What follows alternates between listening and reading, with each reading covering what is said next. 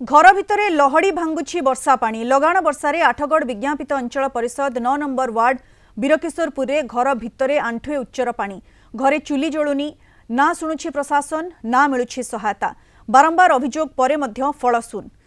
तेबे एनी अधिक आलोचना करिसेंती आम आठगड़ रिपोर्टर विश्वजित राउत। 15 दिन अधिक धरी ये घर भितर चली पानी पंप किंतु पानी छाड़बार ना धरुनी। मु कैमरा पर्सन को कहबी से देखेबे ये दृश्य हूँ आठगड़ विज्ञापित अंचल दृश्य देखु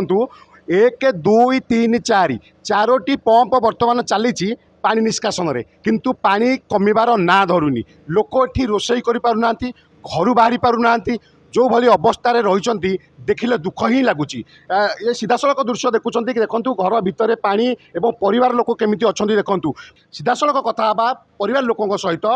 कौन कह आज्ञा केते दिन धरी ये समस्या लगी रही? आज्ञा कौन कह आज्ञा दुख न कहले सर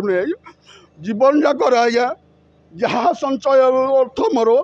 मु लोन लान करके घर को बागेली पानी जो भाया रेट देला मुंडे उंचा पानी जमी 4 पंप भड़ा को लगे मुझे चलुचे आज्ञा कितु मो घर भर भूषुड़ा मो घर भर पानी संताई भूषुला मो जबत जिनस चाउल आरंभ कर सब जिन नष्ट हो गला मु खाई पार्नी बस पार्नी रोड में शोचे आज्ञा। प्रशासन को बारंबार चिठी कलापर भी कौन हस्तक्षेप कहीं कले एबे नुह पाखापाखि 15 दिन 20 दिन तलू यही घटना घटुची कौन कह आज्ञा कौन असुविधा कौन समस्या? जदि वर्षा है फुर्सत ना घरे बसा उठा शुआशुई किसी करनी साप सुपा बारंबार पशुचंद घर भितर प्रशासन किसी जानिकी न जानला भाया हो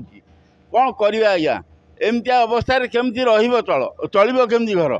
आसतु देखा किभली रही घर दृश्य ये हूँ घर दृश्य देखु घर मध्य आंठुए आंठुए पानी रही केवल आंठुए आंठुए पानी नुहे देखो एक रकम शिउली पड़ जामती कि आपड़ ए भाई पारे देखिपे जानीपे जे केते दिन है पानी एथे गच्छित रही कि अवस्था रही सत जमी घरटा ड्रेन पलटि जाइए किंतु सबुठ दुखर कथा हूँ प्रशासन को बारंबार अभियोग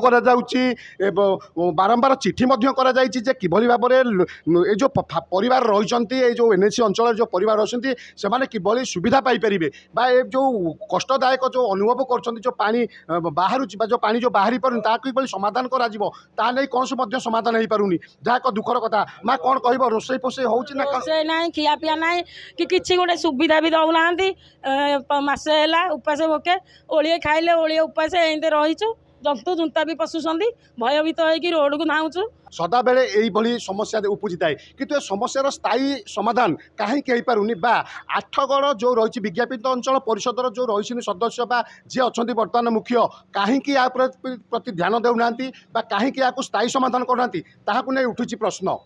तेबे केबे एमानकर स्थायी समाधान होची केबे ए परिवार को न्याय मिलुची ताहा देखिया बाकी रहिला। आठगड़ू विश्वजित राउत, कलिंग टीवी।